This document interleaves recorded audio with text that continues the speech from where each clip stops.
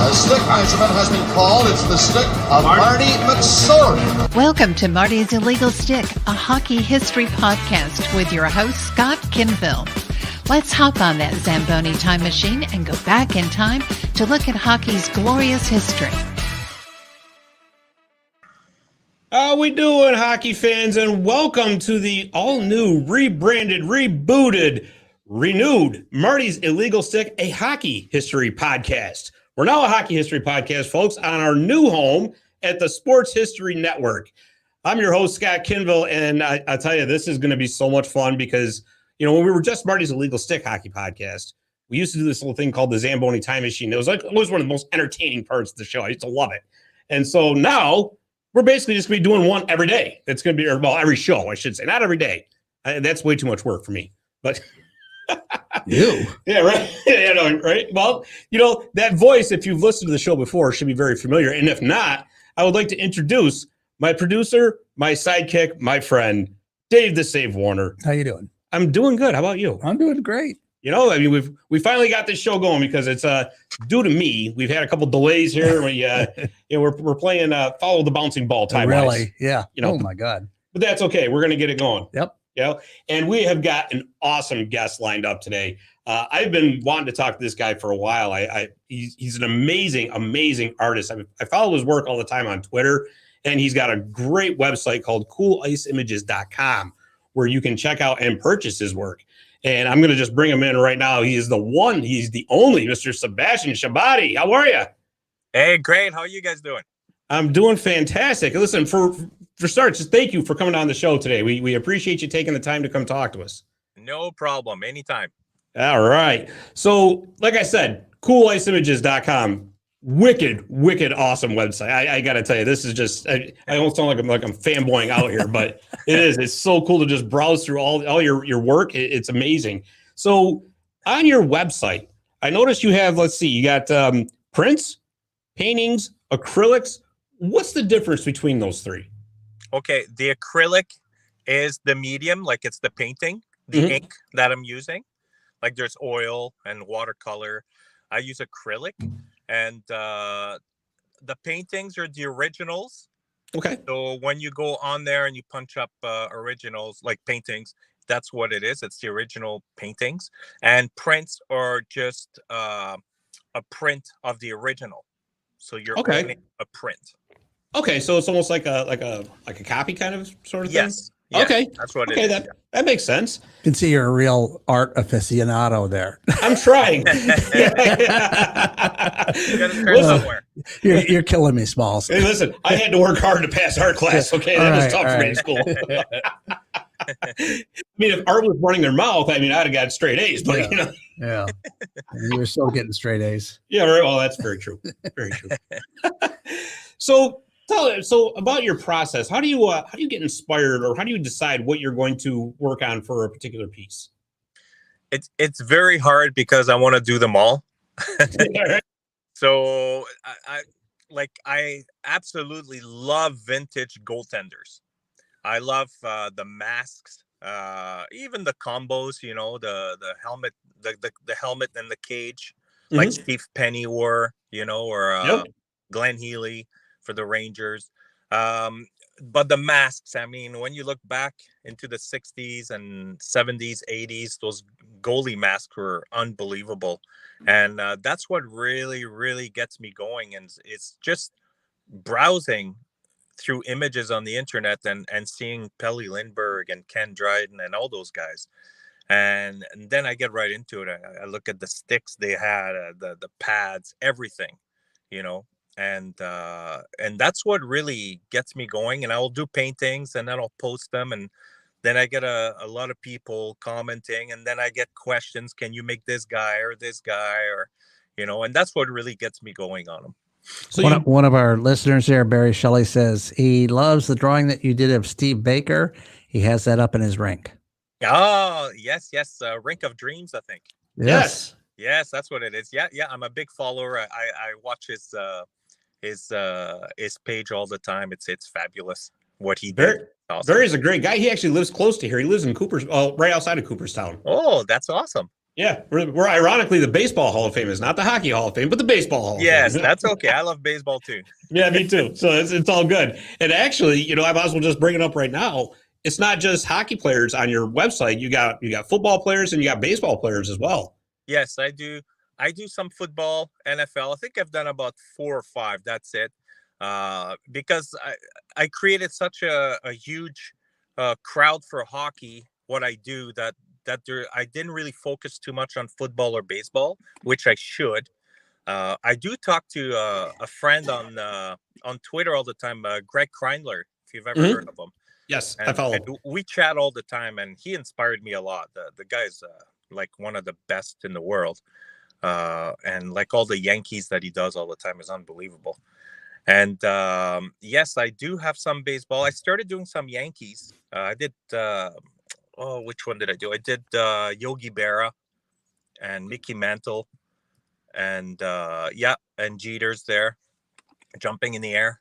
Yeah, that's awesome. That is absolutely awesome. So that's a print because it has the logo in the back. So that's the print. Usually my paintings don't have logos on them. Oh, all right. So that's kind of like how you can tell the difference then. Yeah, unless if someone purchased a painting and they wanted the logo in the background or whatever they want, then I can paint it. And I get a lot of that from parents. They want if I do a painting of a 15-year-old playing hockey and they want the team logo in the back, then I'll paint it on there. Okay. That's really neat, actually. So, and you have the contact form on your website. If somebody were to say, hey, that's a great idea. I got somebody coming up. It's their birthday, and I have no idea what to get them or anything. So, yep. Awesome. All for with the Fighting Sioux. Yeah. So I actually wanted to ask you about that because what we're going to do, and if you're just going to be listening, you're just going to have to take our word for it because you won't be able to see it. But if you watch the YouTube version of this, we're going to be throwing some rapid fire out here. I just picked 10 random pictures off the website, and I figured we'll talk about them. This one caught my eye because obviously everybody knows that the Blackhawks colors are red, black, and white. Yeah. So what inspired you to work on this particular piece? Actually, a person in the States, and that's a few years back, I don't know where, this guy wanted paintings. He was a big Ed Belfour fan, and he wanted paintings of all the teams he played for. So I started painting them, and he wanted the Fighting Sioux when he started in college or university, I think in the States, or college. Mm-hmm. And I had to make this one, and I love making this one. And I posted it, and so many people were confused. They were like, "This is Chicago. Why is he wearing green?" And yeah. And then I tell them, "Well, no, this is the Fighting Sioux." And they'd start arguing a little bit. He never played there. He played for Chicago. They didn't understand. They didn't do their homework going back. Right. Where he really started. Yeah. So that's what this one is. Yeah. Okay, so you know what? Then you learn something new every day, because when I saw this, I actually thought that maybe they had done a special St. Patrick's Day uniform. Yeah, like the Leafs. Yeah, right. Exactly. Because the pants are green. He's wearing a green helmet, and obviously the numbering and the striping is green too. So, no, that's okay. So it was because of the. All right. Well, then, like I said, this is exactly why I picked that, because I wanted to know.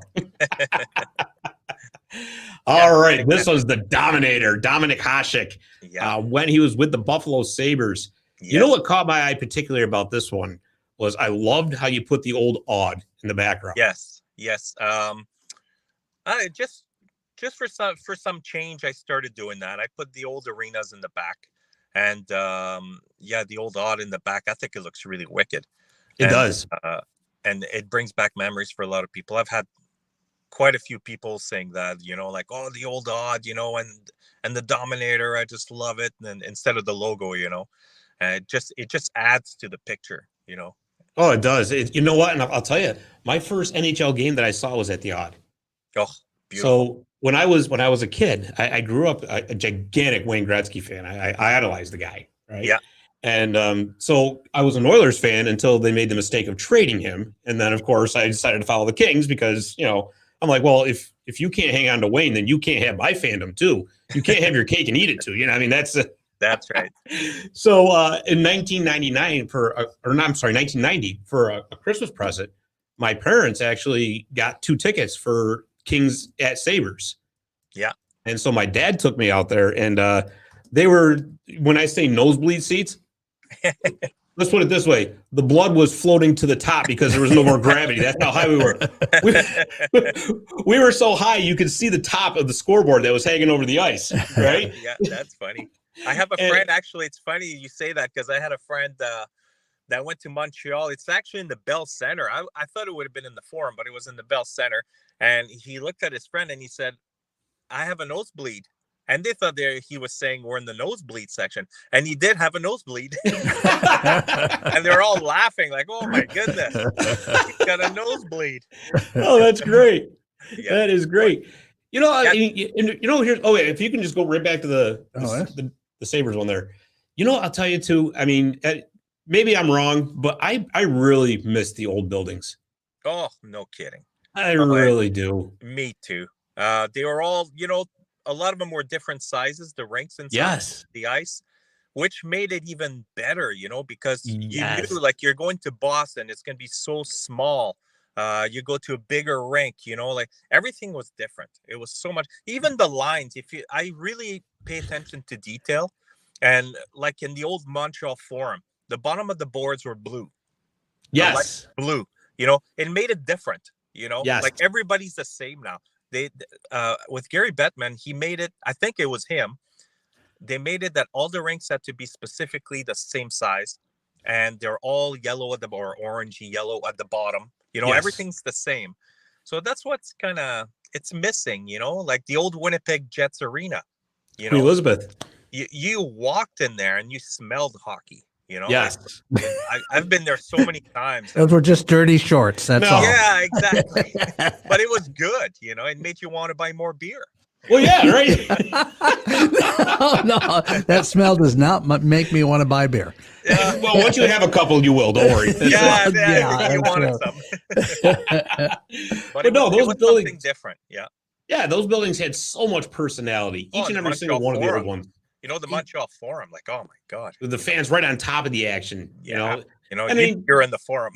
Oh yeah, absolutely. I mean, don't get me wrong. A lot of these, these modern arenas are beautiful and they got all the bells and whistles and every amenity you can imagine. But sometimes to me, that kind of takes away from it a little bit too. Well, like the Winnipeg now, because I'm in Manitoba, Winnipeg with the new arena they have, it's like a bowl, right? So everybody looks at each other, like it's like a lower bowl. It just doesn't feel the same. You're not on top of the action, Right. Yeah.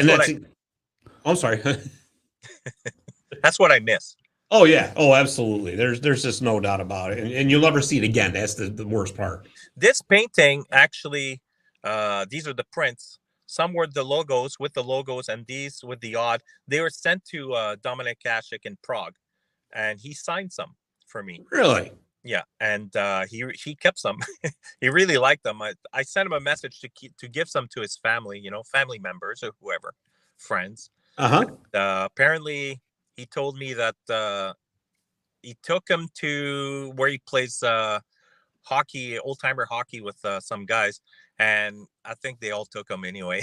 All the players, they all wanted one signed by him, so he didn't really have any left. Well, that's great though. That is really, really awesome. And by the way, just before one last comment before we take that picture down, which uniform was better, the blue and the gold, or the black and the red for the Sabres? Oh, the blue and the gold. Thank you. All right. Got to go back. Right. I like that. Yeah, exactly. I love it. History, yeah. All right, let's move. There we go. Dino Ciccarelli with the Minnesota North Stars. I got to tell you, this one just caught my eye because I love the old Minnesota North Stars uniforms. Oh, yeah. As a matter of fact, I don't think there is a vintage uniform that I really didn't like. Right. And they're beautiful. They are. And it's too bad that Dallas couldn't have worked out some kind of an agreement to actually carry on those colors.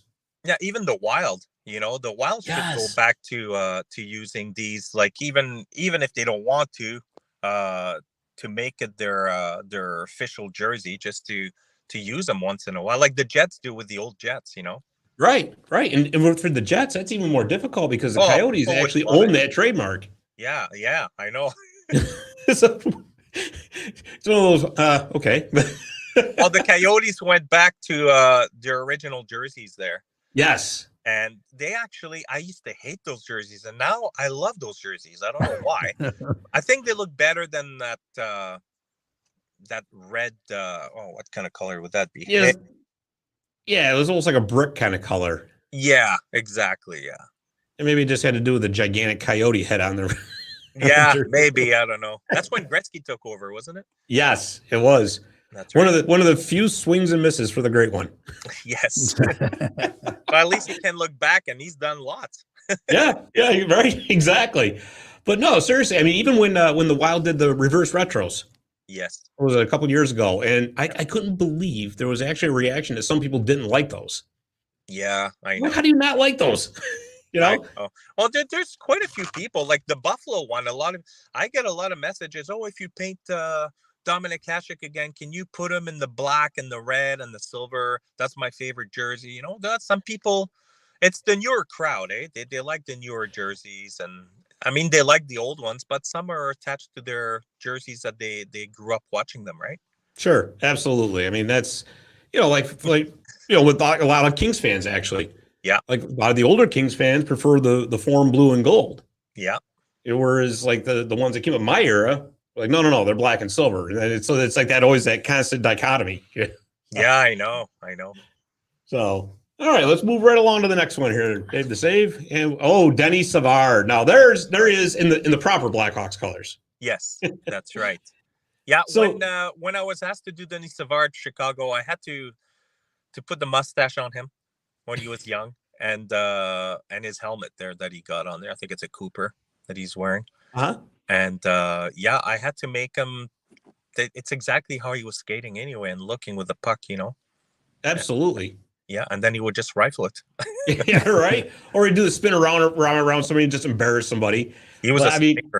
Oh, he was. He really was. And you know what the thing is too is like I know there's like some that in the 80s it was all just offense and there was no goaltending. I'll tell you that was one of the funnest eras of hockey, in my opinion. Oh yeah. Anyway.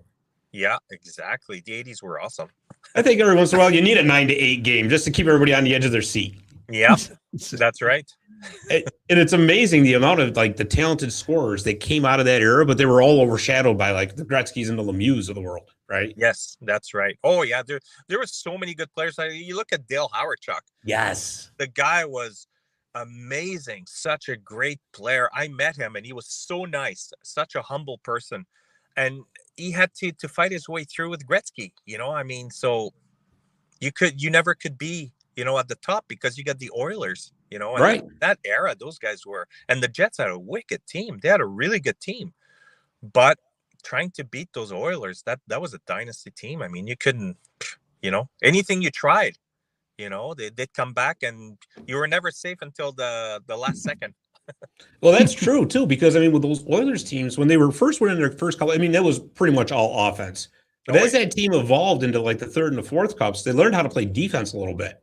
But when you had a guy like Paul Coffey, which was like a Bobby Orr, he would carry the puck end to end, so they still had really good defense. And then you had Grant Fuhr and Andy Moog. I mean, yeah, exactly. They had everything going, that team. It was unbelievable.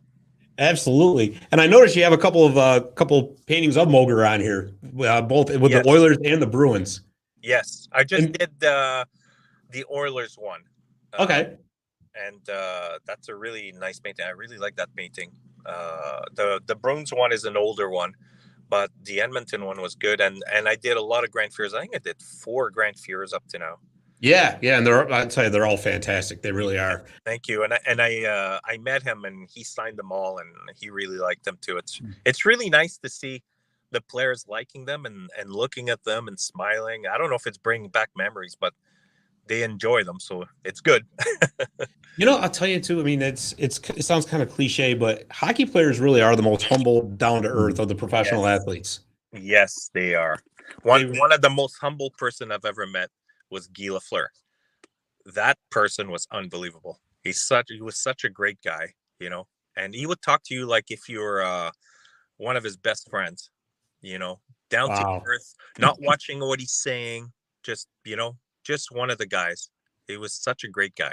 Just being a wonderful human being. And I'll tell you, him and Mike Bossy and Clark Gillies, who we've all just gone too soon. Oh, no kidding. And Howard Yeah. Chuck too. Unbelievable. Yeah, 57 Howard Chuck years you old. before, right? 57 years old. Like It's so sad. It really is. it really is. Yeah. Got a couple of comments. Ron Jameson says the Whaler sweaters are the best. What do y'all think about that? You know, I wanted to ask him about that because that is going right back to that 80s era. There were so many great uniforms. Yeah. Between the North Stars, the Whalers, the Nordiques. Yeah. Yeah. I just did Sean Burke of the Whalers. And I think I made, when I started quite a few years back, I made John Garrett. I think I did 2 or 3 Whalers, but I wasn't saving them with a scanner back then. Mhm. And a person bought them and they were gone. And I have to repaint them again. I got to put them on the list. Wow. But I just did a Sean Burke, and it's a really nice one. I actually sent a few prints to Sean Burke to sign, and he's such a great guy. He said, no problem, I'll be honored. And he signed them and he sent them back to me. No problem. Yeah. Wow. Sebastian Barry says you need to do one of me. Of Dave. Yeah. Oh, boy. He's got to get me on the ice first. Yeah. Yeah, Well, can you paint somebody laying flat on their face on the ice? Because that's probably about what would happen. No, yeah, I can skate, boy. If we can Yeah. put a beer can beside him, that's fine. Yeah, there you go. There you go. All right. I'm Then you good have with an that. excuse, right? Yeah. Yeah. As long as the cans, there's a trail of cans to the rink. Yeah, I that's have an right. excuse. That's right. Yeah, Barry, no problem. You send me a picture and I can make a paint. Oh, that's even better. Oh, that's great. Oh, geez. Yeah, Here we go. Thank you, Barry. We appreciate that. And don't draw it with the puck behind him. See, it's me making a See? save. Yeah, yes, okay, yes, of all course. right, yeah. Of course. That's right. You know, I get so many comments like that when someone doesn't like a goaltender. You know, even though back Put the then, puck behind him. yeah, even though back then, you know, you didn't like a goalie or what, that's gone now. You know, like I'll draw when I did the Steve Penny one of Montreal. So many comments. Oh, the puck should be behind them, you know, or a beach ball behind them, or people are so angry. You know? Yeah, they're so angry. I don't know why. That's too funny. That's When great. you make it to the NHL, I mean, you're top notch. I don't care what you say. It doesn't Right. even matter if you're the worst player in the NHL. You're That's top right. notch. Yeah, it doesn't happen by accident. That's Yeah. for sure. It's not like they hold like a contest. That's right. Here, you draw the lucky straw. Oh, you get to be an NHL goalie tonight. Oh, yeah, sure. Yeah. That's right. Not. That's too funny. Oh, All the boy. pucks would be hitting me in my ass because I'd be hiding. I'm sure some goalies got hit in the ass. That's for Yeah, Oh, no, yeah. I'm sure they did. sure. Yeah. Well, did you ever hear the story? You ever hear the story about the goalie who caught himself on fire? Here it goes. I knew that was coming. Hey, you knew it was coming. I knew. One of our old Zamboni time machines. I just look for these crazy old time stories, right? And there was actually a goalie back in the 30s, and I think he was in Quebec actually, and he had a pack of cigarettes with matches in his shirt pocket, and he put his goalie gear on over. Well, back then the goalie gear was nowhere near, of course, what it was now. Oh, yeah. And it was just a freak accident that he took a shot to the chest and it hit the matches and it ignited him. Well, he had his gear on over it and he didn't know until. What a show that would have been. Yeah, could you imagine that? Imagine my you're God. having a beer, you're watching that. Yeah, right. Dude, you're on fire. Yeah, I was going to say. I wonder if he really did stand on his head trying to get that fire out. Oh, This my God. beer's good. Oh, Wait, don't waste the beer on that fire. yeah, exactly. Yeah. Too funny. Oh, jeez. Oh, boy. Let's see. What did we put up here next? Looks like Cujo. Cujo, yeah.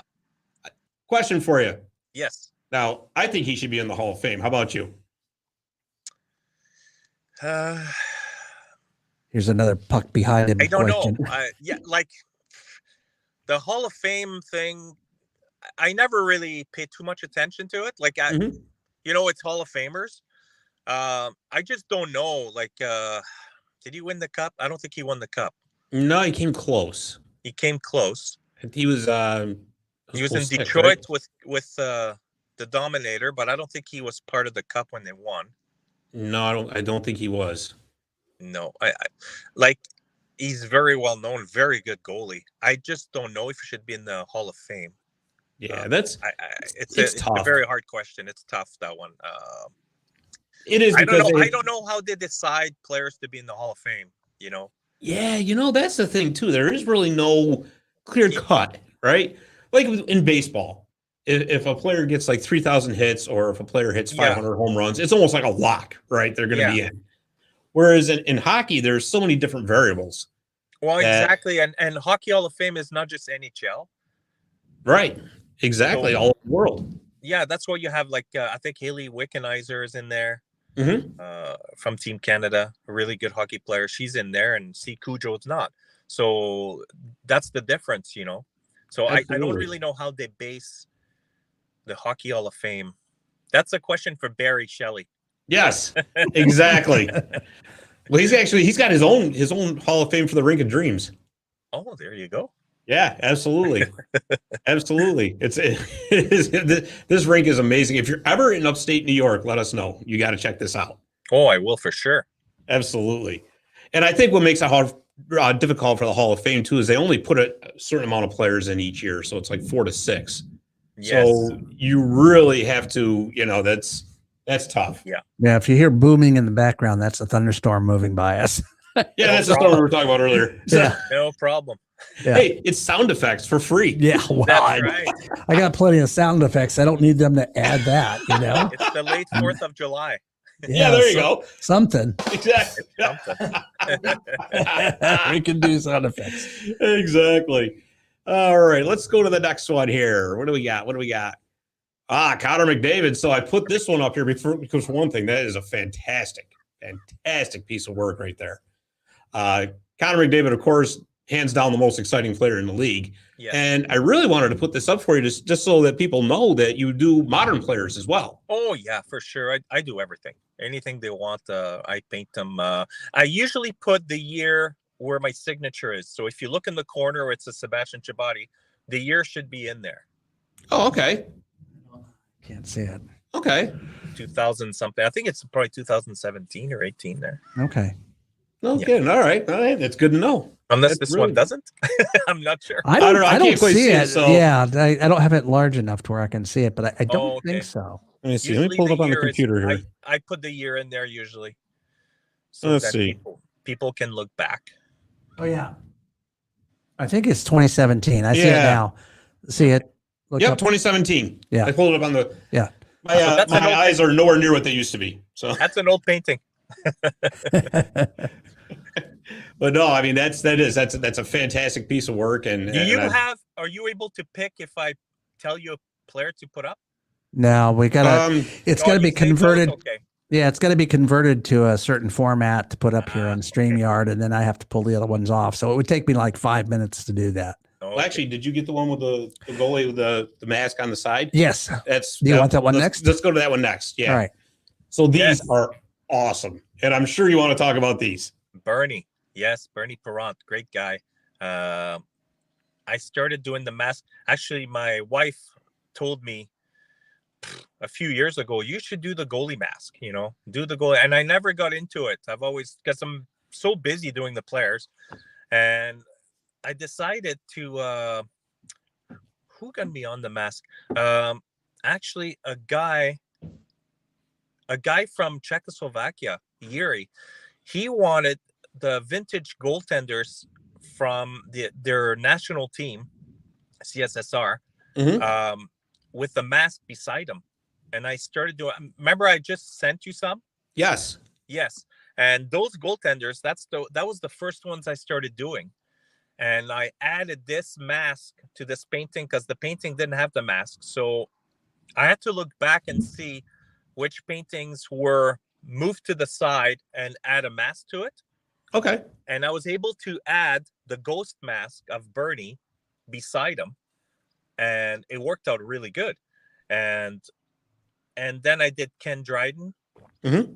I did just a few. I just started the masks on beside the goaltenders. And now I'm doing it probably. I'm going to be doing it all the time probably. Or it's going to be a series maybe, Oh, that's awesome. Yeah, you can have the goaltender by itself. Or I try to put it 3-dimensional, just not flat, so it's kind of like it's floating in the air. So it's kind of pretty cool. Yeah, that is really cool. That is so awesome. And Because a lot of people love masks, you know. sure. You know, like you go on Facebook and there's a lot of vintage goalie mask site or things like that. It's all about goaltender masks, and when I post that on there, they really like it because it brings back memories. Some people didn't even know that Bernie wore that mask, you know. Right. No, you're absolutely right. And really, I mean, especially, later on, goalie masks became a work of art themselves. Yes, that's right. Yeah, there's no doubt about it. And I don't, because I didn't tell you this before, but with the format that we have, it only allows us to put 10 pictures up. So Okay. I had like 20 of them. And We I got said, one Dave's gonna more. have to, I go, well, Dave's going to sell. I'm going to, before you do that. So like, as far as like the goal, and I don't think we've got it in there, but your website also has like Vladislav Tretiak, Jimmy Yes. Craig. So you're doing international ones too. And Yes. those are absolutely fantastic. Yes. And it's really sad with Tretiak. Could you imagine if he could have played in the NHL? Oh my goodness. Yeah. Yeah. And the interesting thing is he was drafted by Montreal. Yeah. But I don't think they let him go, right? No, he was, by the time he was, when they were starting to release their players, he was already retired. Weren't all those players military too? Yes. That was part of the deal. I guess because they played for the Soviet national team, and that like committed them to like 20 years in the military or something like that. So much different. I have a friend that has a site, JLB Rarities Sports. Okay. JBL, I think it's JLB, and he deals a lot with the Russians and Team Canada and all that. And one day he approached me and said that he had Vladislav Tretiak for doing a signing because I believe he's Russian. Yes. And no, the guy that owns the store. Oh, okay. Well, yeah, he is right. Who's on first? No, what's on second? I'm sorry, you lost me. Sometimes he'll fly to Russia. Okay. So he got Boris Mikhailov signed for me. He got Vladislav Tretiak signed for me, which is awesome. I mean, I have it in the bedroom. Vladislav Tretiak signed autograph with the painting. So that's never coming down. So the wedding picture came down and Vlad. the thrill is gone. That is a true hockey guy right there. Let me tell you. Right. But it's absolutely amazing because Montreal drafted Tretiak, I believe it was in '84, and it was like a lower round pick, just on a wing and a prayer that he might be able to come over. Right. And the amazing part was 2 years later, Patrick Waugh burst on the scene and won him the Stanley Cup in '86. Yeah. And it's funny to think what could have happened if Tretiak actually was able to come over. Yeah. We might not have ever known about Patrick Waugh, at least not with the Canadians. Yeah, that's right. And Steve Penny was playing for Montreal, and young Patrick Roy was coming up, and Steve Penny did awesome in the playoffs for Montreal. Mm-hmm. But as soon as he went down a little bit, he was out, and Patrick Roy came up. They knew who was coming up, Oh yeah. And that's why Steve Penny's career kind of went down after that. He went to Winnipeg. I think they traded him to Winnipeg, and we never really saw him in Winnipeg that much.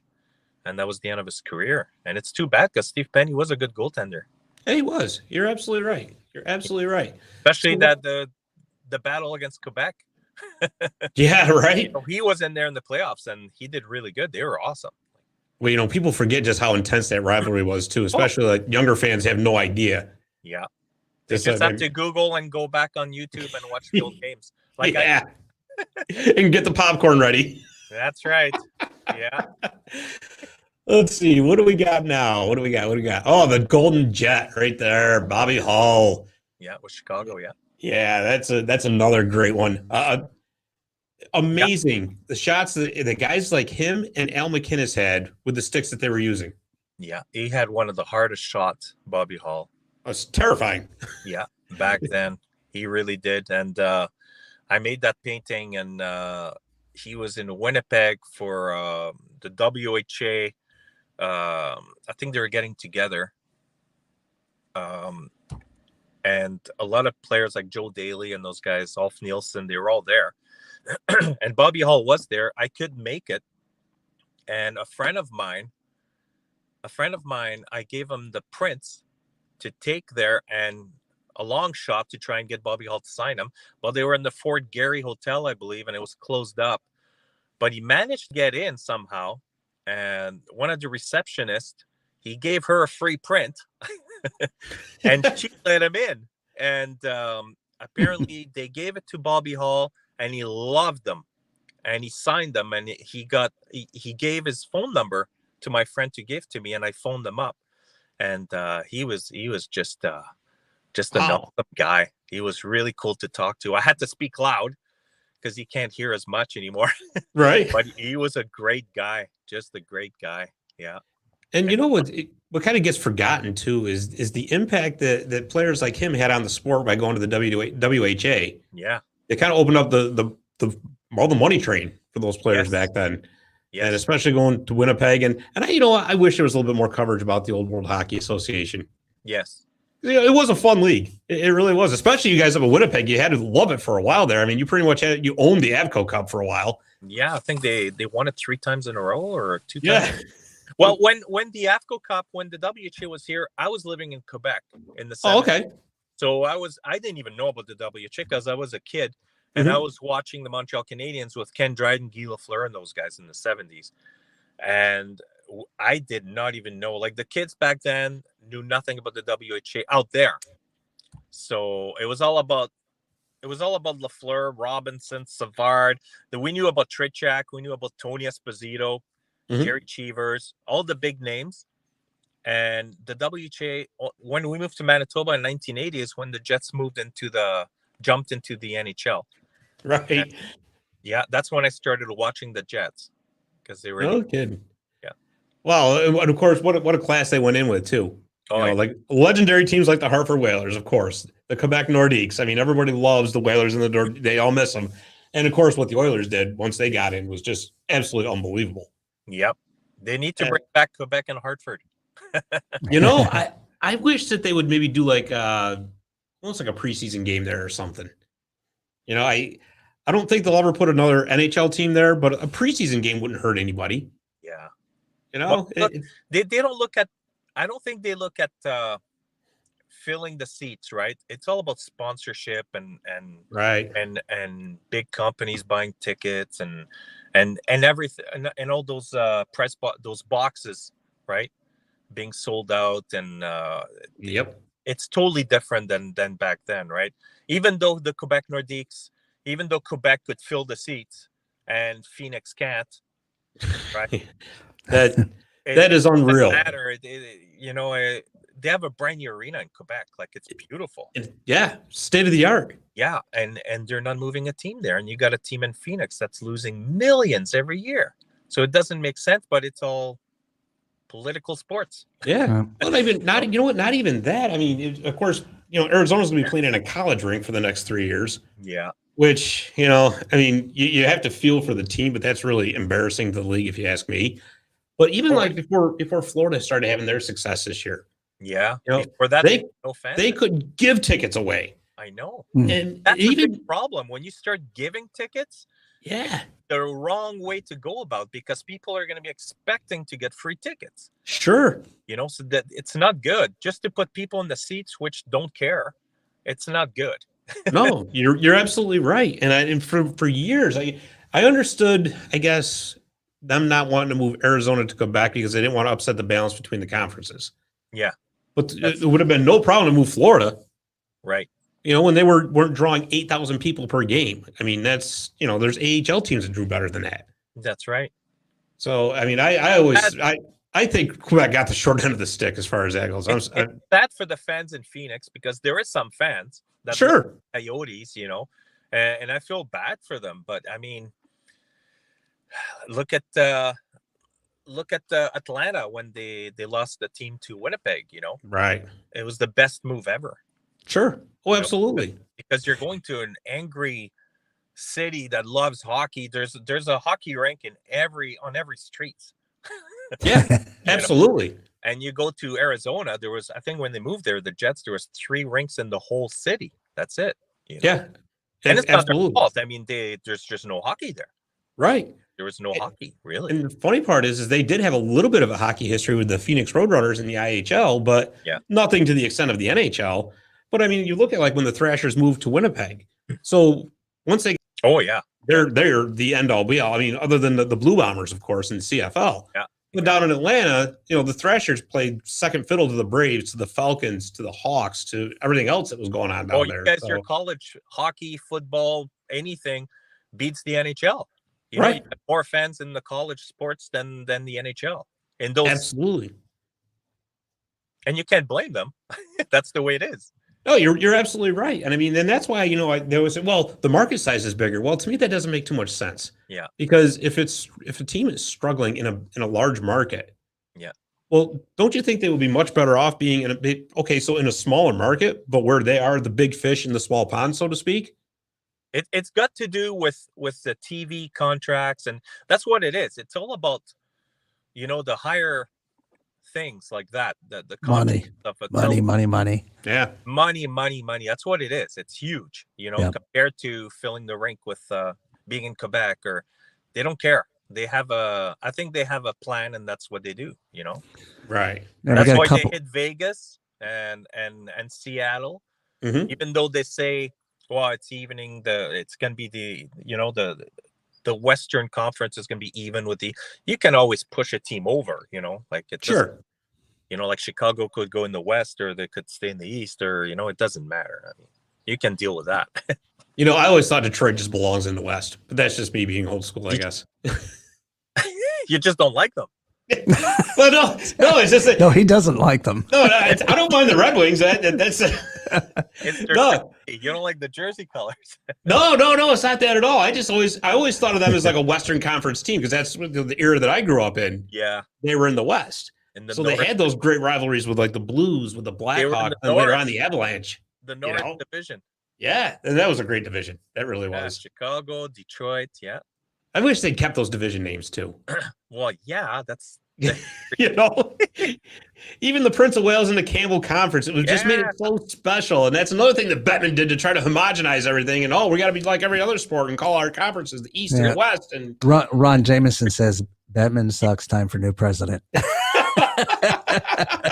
I think there's a very, very large group of people that think the same way, to be honest with you. Yeah. You guys ever watch the All-Star game? Yes, the All-Star game. You know what? I used to love it when it was the Wales against the Campbells. Yeah. And you know what? Looking back at some of those old games, so they were playing half speed, but it still seemed like they were playing for something. Right. And not to mention, I love those orange and black uniforms. They were trying back then.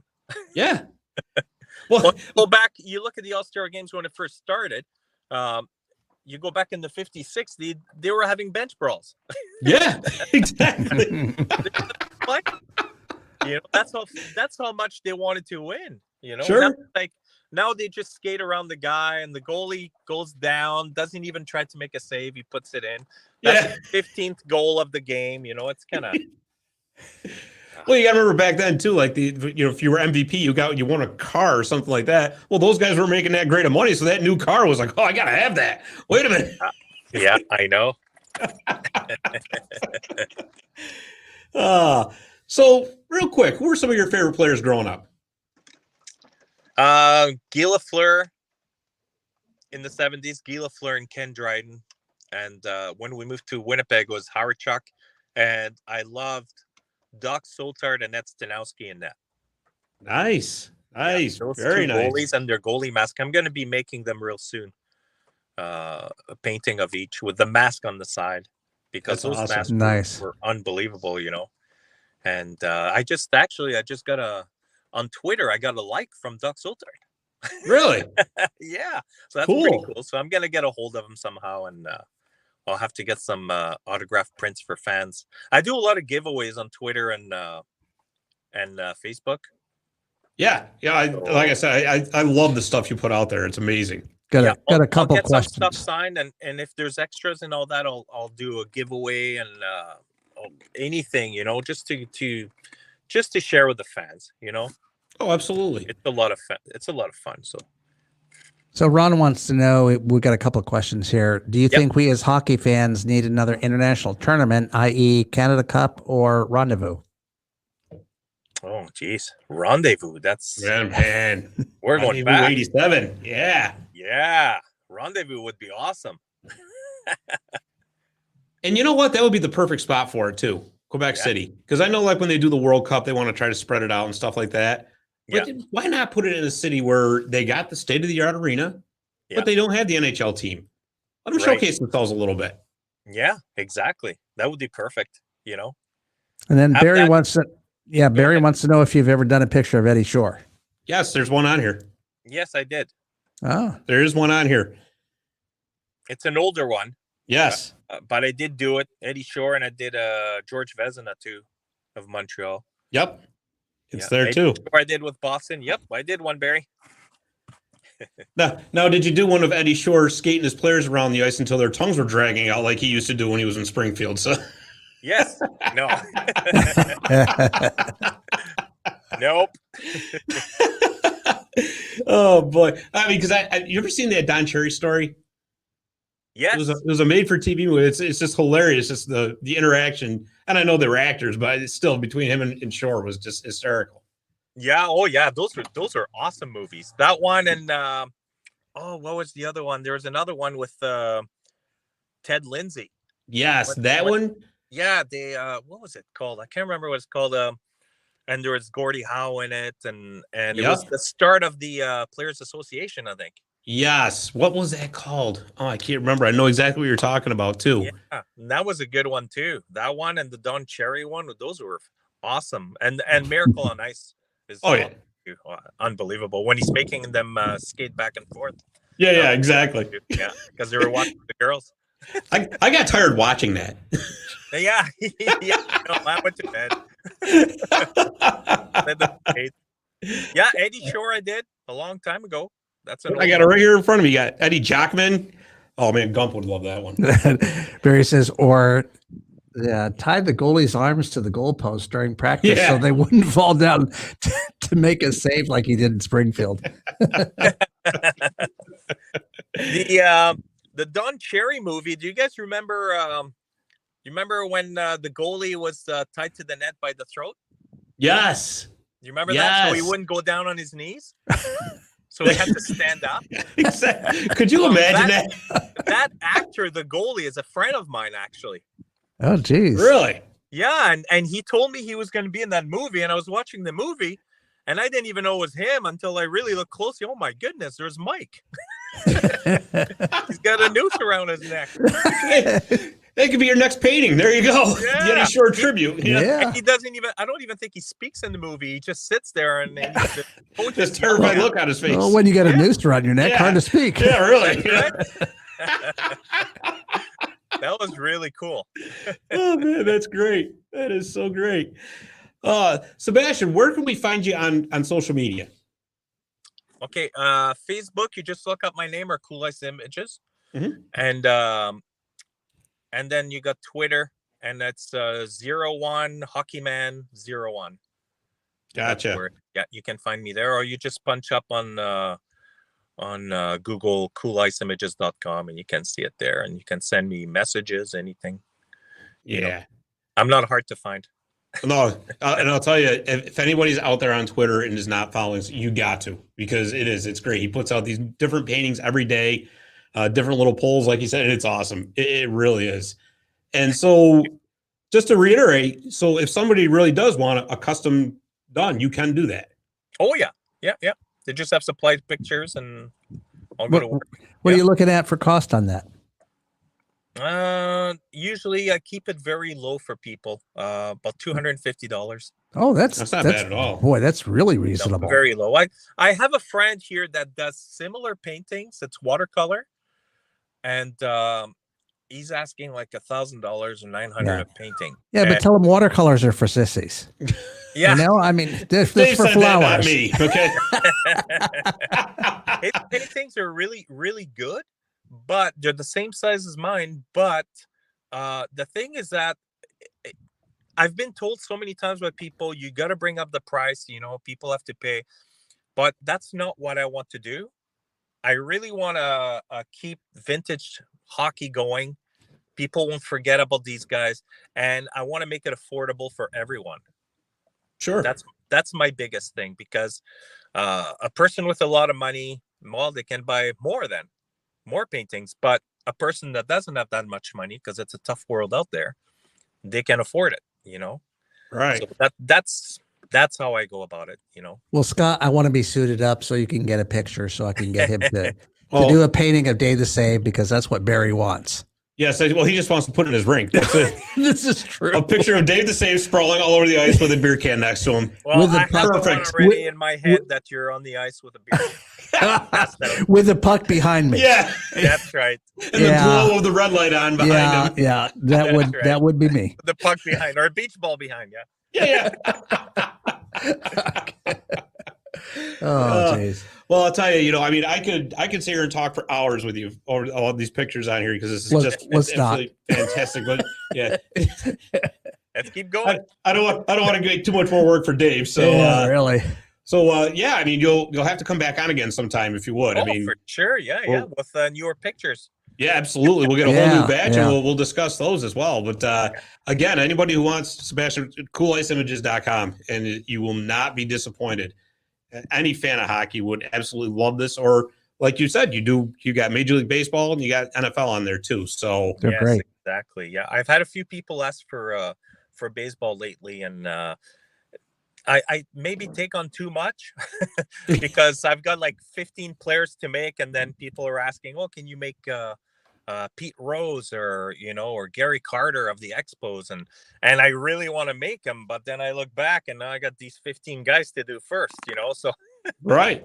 so. Well, Sebastien, I've owned 2 art galleries before, and your work is really good. So that's a real thank you. compliment from somebody who knows better. Awesome. Thank you. Yeah, good job. Yeah, this is great. How long does it take you to make one? It varies. If I'm nonstop on it, 2-3 evenings. That's all it takes. Oh, Because it's not super hard for me because I don't have the background, right? I just do the player. okay. So I focus on the player only, ice level. If you look at all my paintings, they're all like ice level. They're not from the top view or anything like that. Right. Yeah, Oh, and I that's actually try to do the pose that they're famous for, like Dominic Hasek, like that. nice. Nice. I did a painting once in high school too of Wayne Gretzky, and it took me like 2 weeks. Yeah. How did the crayons last that long? Well, let's put it this way. I got a D from the art teacher, and it was just out of pity. She's like, "You really tried." Well, some people, it takes them months to make paint. Yeah. So, But yeah, 2-3 days about that. It takes maybe 5 days. It depends. It's hard for artists. You got to be in the mood. Yeah, true. Yeah. Well, true. Yeah, because it's not something. It's like an assembly line. Yeah, exactly. Like sometimes I got to make a painting for someone, and I don't feel like painting. I don't feel like doing it at all. And once you get going, then it goes by so quick. Like I'll be painting. I remember doing Ken Dryden, and I looked at the clock. It's 8 p.m. And then I looked again. It was 3 a.m. Wow. That's how much you're into it, and you're painting, and you don't even see the time fly. Wow. Wow, that's so cool though. That really is. I need that snoring sound again. Yeah. That'd be me by like 10 o'clock. I don't care for what I was painting. But it's awesome when the players see the paintings. It's like I went to a lot of shows. I went to the Toronto show, the big show. Mhm. That's one of the biggest in North America, and I met a lot of players there and people, and that's what it's all about: meeting the fans and the players, and it's so much fun. Oh, absolutely. Interacting with customers is awesome. It's better than sitting at home and on the computer. Way better. Oh yeah. I mean that's got to be amazing. That really is. The States, and do one. I know you've heard of Tim Saunders. Mm-hmm. And he wants me to go on his show. If I go to Philly, he wants to bring me in and go on his show. And I don't know if I can, with the COVID and all that. I don't know if we can ever go there yet. But apparently there's a big show there in sports memorabilia. I'm talking about shows, and there's supposed to be a big one in Philadelphia or New York, and I'd love to go there and go meet up with them one day. But that would be a cool thing to do, Oh, absolutely. And it's like I said, you've got an open invitation, and actually Cooperstown has a lot of like painting shops and sports memorabilia shops there too. Yes. So That would be really cool too. I'm sure. I'm sure they have hockey stuff down there too. Barry will tell you that. And then there's Barry stuff. So yeah, he's got plenty. Exactly. Yeah, gotta go see him for sure. Yeah. Well, unfortunately he's on my list now because he said he wants my painting to also have the noose around my neck. Oh, geez. So that's no. There goes the promo video for the Ring of Dreams. The beer can puck behind me, but not the noose. And pay Darren Pang right behind you. Really? Yeah. Oh, geez. Well, Sebastien, thank you so much for coming out. We really appreciate it. And like I said, we will certainly have to do this again at some point. For sure. Thank you so much, guys. It was awesome. Absolutely. You'll be hearing from me because, like I said, you solved a major problem for me around Christmas and birthdays and all that because I have a few people that are just impossible to buy for. It's actually good for Christmas. I had one customer he ordered like 10 prints. And I was like, okay, well, and I made him a deal because he ordered so much. And he, after Christmas, he said people were kind of like in Haas, they were like looking at this like, wow, where'd you get this? Like their favorite goaltender or whatever, because you can't find it anywhere, Sure. So he was really happy about it, because he was the talk of the table, he said. Well, rightfully so. Yeah. Well, yeah. You're giving everybody a print of their hockey player that they love, Absolutely. Grandma probably didn't like it too much, but. Well, like I said, anybody just check out coolliceimages.com because this is fantastic. And of course, you'll continue to get interaction out of me on Twitter because, like I said, I just love all the stuff you put out there. And again, like I said, you will also be hearing from me soon insofar as ordering some products. So awesome. Thank you. Thank you very much. I appreciate it, Sebastien. You guys are awesome. Thank you. And have a great day and enjoy the warm weather. I will. Thank you. All right. Thank you. That was Sebastien Chabauty. Oh, man, that was so cool. That was fun. That really was. Well, Dave, I think that's going to bring us to the end of our first episode for the Sports History Network. Awesome. It was a really fun show. And again, if you're just listening to this, go to, again, coolliceimages.com so you can see some of the paintings that we were talking about. And you'll pick it right up, trust me. And if you were watching on YouTube, you got to see the whole thing. And we will definitely have Sebastien back. But in the meantime, it's time for us to go. So for Dave the Save Warner, I'm Scott Kimball. Thanks for listening to Marty's Illegal Stick, a hockey history podcast right here on the Sports History Network. And we will see you next time.